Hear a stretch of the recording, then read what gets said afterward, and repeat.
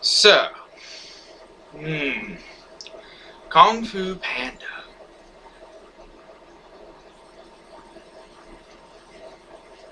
I was not sure about watching this movie when it first came out.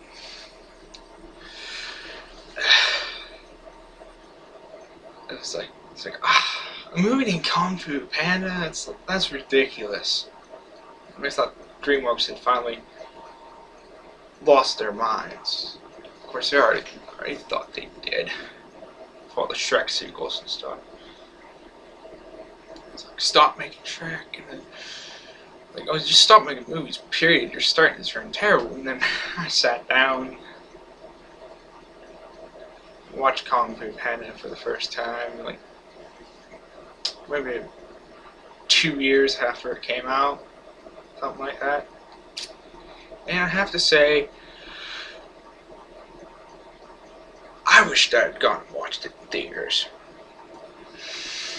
because it is an awesome movie. I'll say that right now.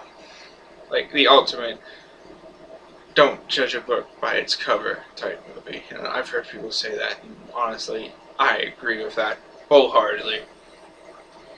Probably my favorite DreamWorks franchise right now is Kung Fu Panda. 1, 2, and 3, they're all great movies. I'll get into 2 and 3 later. Probably today. I want to get them all reviewed, and then I haven't heard anything about a 4th, but honestly, I should. Anyway, we're here on Kung Fu Panda 1 right now, so I've always saw it as the hero's journey type thing. That wide-eyed youth son, it has destiny thrust upon him, or I guess you could say, and he has to become more than what he is. And I've always saw that as the Kung Fu Panda 1 story arc, is the hero's journey. And they do the whole Po becoming that the Dragon Warrior, and that the whole arc very well. Like, he fails completely at the beginning, and I really like that. It's like, I like how he didn't just automatically, right from the start of the movies, become like this kung fu genius, whatever. So he has to fail in order to succeed. And I thought all of the characters were voiced very well, and this is probably Jack Black's best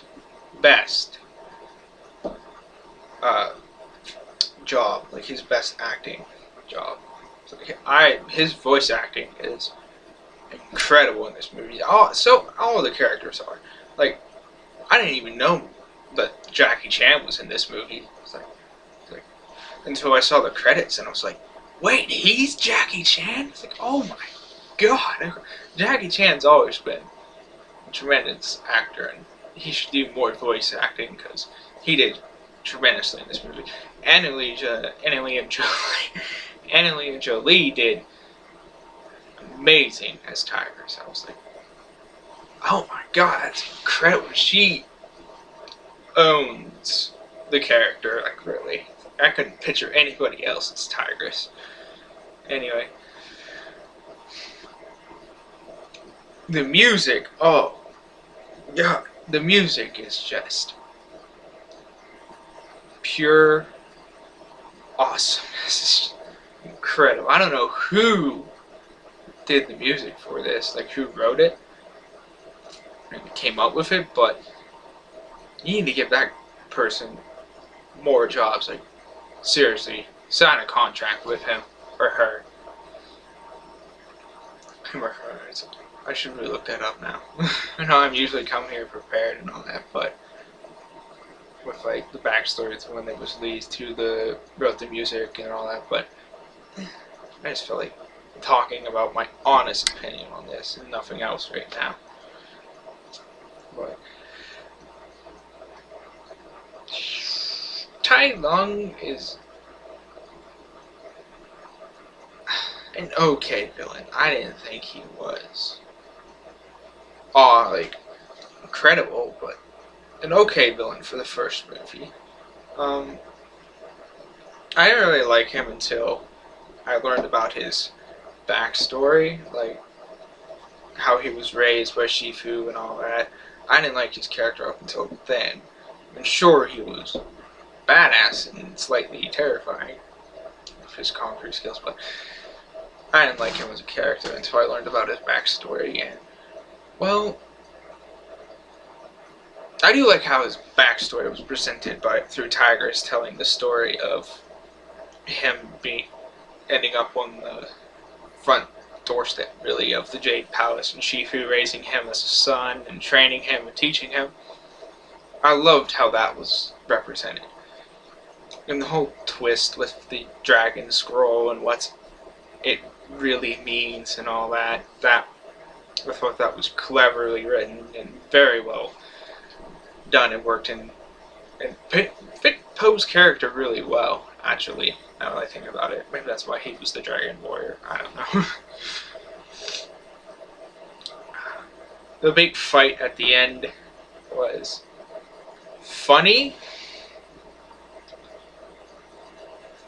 Very, very good action and humor in it, basically. And it was all at the ending, and where this is spoilers and all that, but the ending where he beats Tai Long and all that, and he's like, "Oh, Master Shifu," and he goes up, and Shifu's there, and it's like, "Oh my God, Shifu's died," but he didn't actually die. He's just resting and all that. It's like, ah, it's like he lays down. And it's like, he's kind of going to say something, but not sure if it's a good idea. And he just blurts out like, "I get something to eat." I was like, "Oh, that is the perfect way to end that." Because it shows, despite him figuring this all out, becoming the Dragon Warrior, he's still the same old Panda, you know? Like, that was very good ending to the movie. Honestly, I have to say, it might just be a perfect movie if it wasn't for the fact that I didn't feel that the villain fits the perfect role and perfect mold. I felt he was sort of a generic villain for most of the movie, and that's not a good way to do a villain, but it is the first movie, and, well, the characters are all developed well, and I wish they would have gone a little bit more into the other first 5 members in this movie instead of just Tigress's history of wanting, acceptance from Shifu but not getting it and all that. But other than that, the movie was pretty spot on. It's like really good. I'd have to say I'd give it a 4 thumbs up. 4 thumbs up out of 5. It's really, if you haven't seen it yet,